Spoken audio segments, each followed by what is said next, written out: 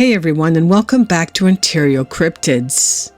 Since there's been a lot of talks regarding the government now reporting they have recovered bodies, etc., I thought it only fitting to take a look at 3 UFO encounters documented by NICAP, the National Investigative Committee on Aerial Phenomena. If you have an encounter that you would like to share, then please forward your stories to OntarioCryptids@gmail.com.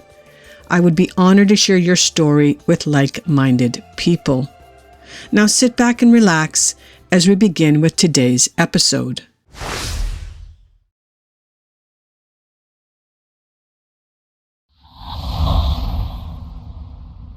This first one was reported on August 25th of 1952, and we're going to be heading to Fort Mac, Kansas.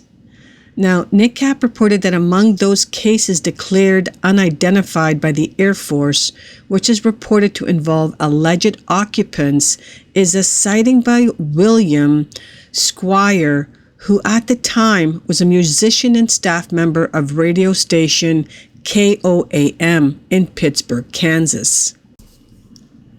About 5:30 a.m. on August 25th of 1952, while Squires was driving to work from his home in Fort Mac, Kansas, he saw a low, hovering object with clearly identified windows in a heavily wooded area about 7 miles northeast of Pittsburgh.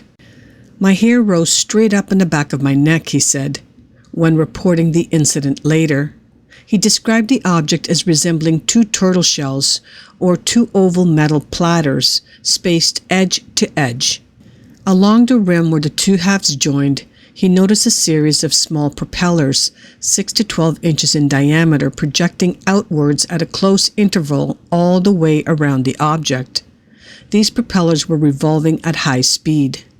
Squire said that the object was about 75 feet long, 45 feet wide, and 25 feet high, and was rocking slightly back and forth as it hovered over the field near the highway.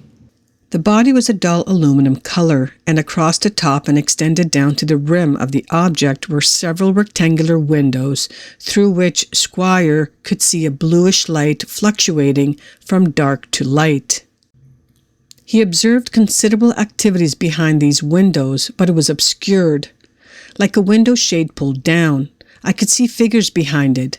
Forward of these windows was another rectangular window which was clear, and through it the witness could plainly see the head and shoulders of a single man, sitting motionless and facing the forward edge of the object. "I definitely saw a human being through the window," the witness asserted. He turned off the motor of his car and got out.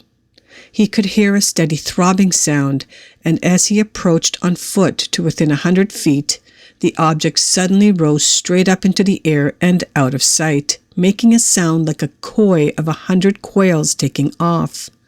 The vegetation beneath the object was blown about as the object rose up.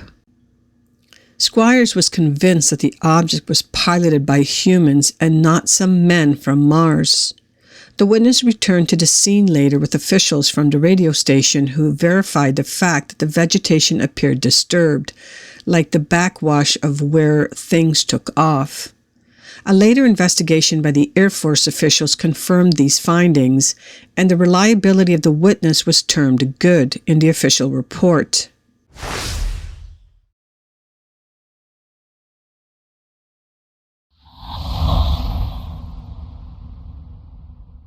This next one takes place in August of 1952.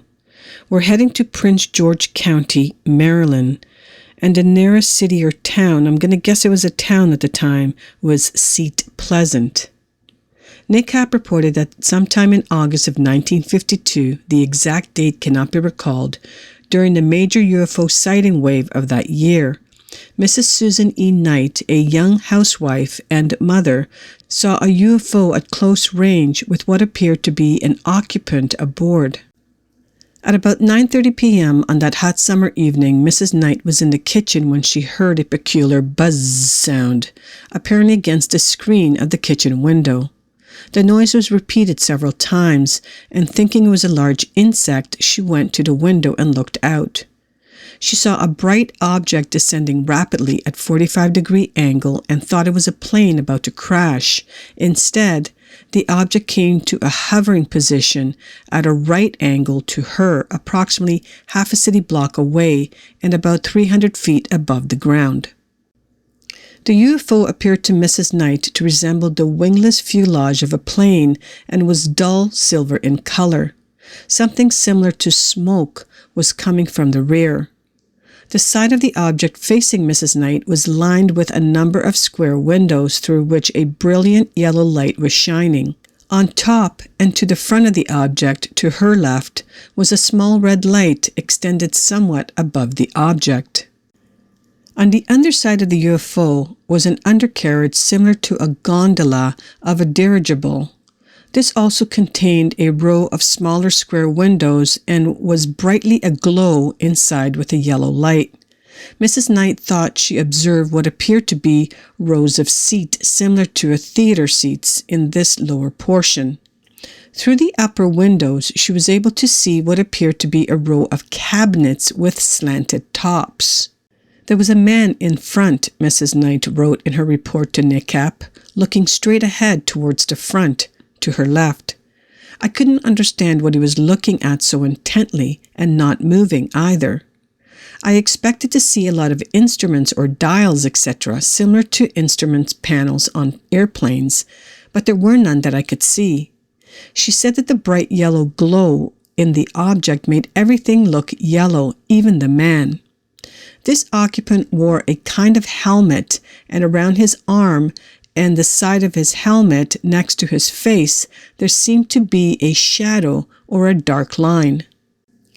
After watching for a minute or so, Mrs. Knight left the window to phone the newspaper, but was unable to get an answer. When she returned to the window, the object was still there, but the man had disappeared and the undercarriage was no longer visible. I thought maybe it had moved into the fuselage because not even an outline of the car was visible, but it should have been because the streetlights would have shown it. At this point, the lights in the object were abruptly extinguished, and the UFO turned from a dull silver color to a glowing red, like the door of an old pot-belly stove. It also began to rock towards and away from the witness and gave the appearance of being wavy, like water running over rocks or like heat waves coming out of an electric toaster. She then began calling for someone in the house to come and see the object, but while she was looking for her sister, the object departed. Although the incident had lasted approximately 3 minutes, at least 2 minutes of which Mrs. Knight had had the object in clear view. The witness told her sister what she had seen, omitting the detail about the occupant. She was certain her sister wouldn't believe her. The sister displayed disinterest and a certain degree of skepticism, so Mrs. Knight ceased to talk of it. She forgot the incident until a number of years later, when she told her husband and children. The report came to the attention of NICAP, and Mrs. Knight made out a full report in September of 1967. Following this, she had been interviewed further by a member of the Capital Area NICAP subcommittee. Mrs. Knight holds a responsible job in Prince George County.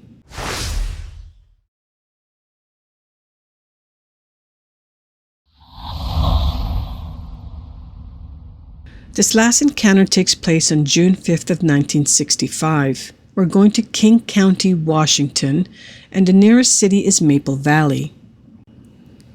Unidentified flying objects have been reported in many points throughout the United States in the last several weeks. In a sincere interview at the Kent News Journal office last week, a Maple Valley woman told a harrowing experience late the night of June 5th, in which she said her car was stopped by what can only be described as an unidentified flying object, approximately 5 miles east of Kent. Mrs. A.W. Brundage said she was driving home from her job at the Olympic View nursing home near Midway, where she works the 3 p.m. to 11 p.m. shift. It was a quiet night, she recalls, and I was listening to the radio. I hadn't met a car since I had left Kent. I always drive out of Middle Road, southeast 256th Street, to Foss Corner, and then cut over to my home near Shadow Lake. But that night I went straight past the corner, continuing on the middle road. I'll never know why. Mrs. Brundage said she thinks it must have been near 11:30 by then. I had gone only a short way, about a block just past an old barn on the right, when suddenly the car stopped dead on the road. It all happened so fast. The car stopped and then there was this shining thing over the hood. I thought I must have hit something. It was sort of orange and glowing. For a moment, I wondered if it was a meteor, but then I realized it wasn't falling on my car. It was just hovering there, only a few inches above the hood, and it seemed to be spinning slowly. It reminded me of a child's top. I was terrified. I'm sure I had it, and I wondered when this thing was going to come through the windshield. I was so scared I was numb. I just sat there and wondered what would happen next. Mrs. Brundage said that the object seemed to be about as wide as the hood of her 1961 Impala that she was driving, and considerably wider than it was deep. I was so scared it's hard to be sure, but I know it reminded me of a top, a kid's top.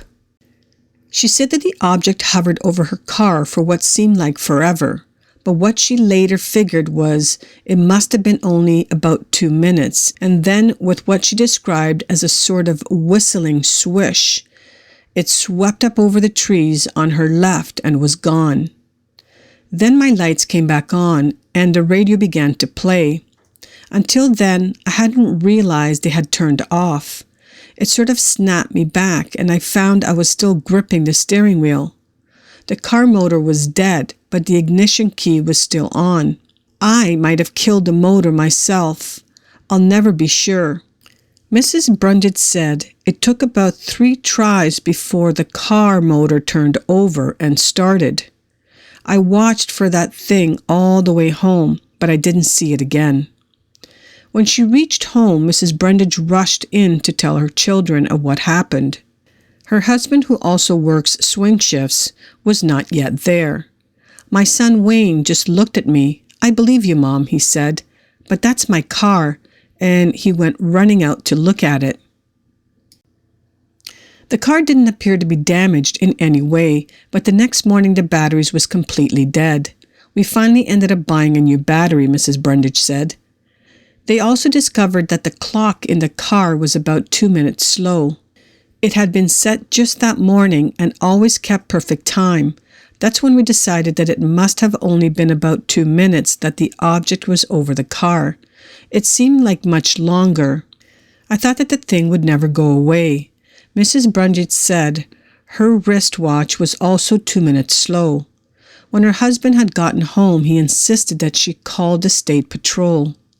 I called them and they offered to send out a car. I told them I didn't think that they'd find anything by then, but I did think that they ought to know that it happened. Finally, the men asked, "How much have you had to drink?" I told my husband they'd just laugh at me, and they did. Mrs. Brundage said she had heard and read UFO stories before the encounter. At first I thought they were crazy, but then there were so many I decided they must be seeing something. But you really can't quite believe it until it happens to you. If it happened again, I think I might get nosy. I might try to get out of the car for a better look. But then I might be too scared. I don't know. Mrs. Brundage then added, "I haven't driven that stretch of road at night since it happened." I have to say I found it pretty funny how the officer actually asked Mrs. Brundage whether or not she had been drinking. In other words, I don't think you saw what you actually saw, but I hope you all enjoyed today's episode where these eyewitnesses have seen UFOs up close and some have even seen the occupants aboard.